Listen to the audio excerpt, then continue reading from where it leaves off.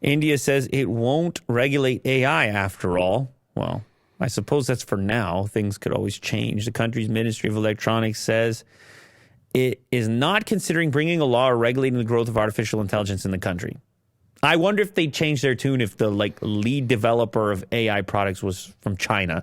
Then they might change. All of a sudden, they'd be like, hey, that smells like ByteDance. Get out of here. Well, that's what they did with TikTok. India's planted its flag in the sand of the global artificial intelligence race on Tuesday.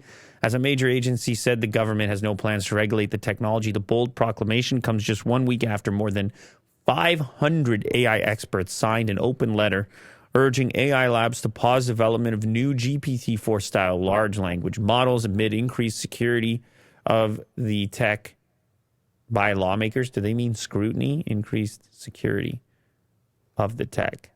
Anyway, definitely increased scrutiny, which may lead to increased security. Lawmakers in Europe, specifically Italy, have essentially banned OpenAI products or ChatGPT at the moment. Germany might be next. Germany might be nice. In a statement on Tuesday, India's Ministry of Electronics and Information Technology acknowledged numerous ethical concerns around bias and transparency that could arise with AI's rapid expansion, but explicitly said the Indian government is not considering bringing a law or regulating the growth. See, the issue with regulating the growth or bringing laws is that you might slow down the pace. And you might be sitting there saying, well, so what? Go ahead, slow down the pace. Stuff is freaky. Well, the fear being, and this is what I presume governments would be talking about internally, is if they don't have a plan and if they're not actively participating, then who's getting ahead? Yeah. Maybe they have something homegrown that they're working on. Who? Maybe like the government and some sort of AI team or something. That's why they don't want it banned just yet. I don't know about that. That could also be a means to ban it because you could then have the competitive edge for your own government product. I'm suggesting that innovation in this case future innovation might be tied to these tools and these tools' ability to increase productivity and advance whatever. And so if you ban it, you take away those tools, you take away those exposure points, and then you may limit your competitiveness in the future.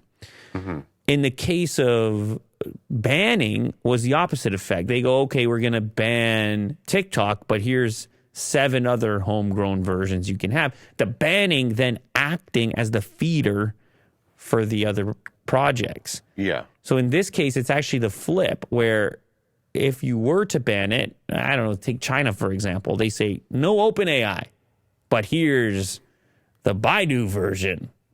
Ernie. Here's your Ernie to deal with. Yeah. But I don't know. I think it's kind of like a wait-and-see approach. I think there is some level of apprehension, but also, and I read something similar about the U.S., where they're sitting there saying, well, we don't know yet, and it might be risky to shut the thing down because other nations, the cat's out of the bag, and other nations are going to be rapidly developing in this area and possibly benefiting from a wide variety of uses that we can't even predict at the moment. So someone's going to keep growing this AI project. Someone somewhere.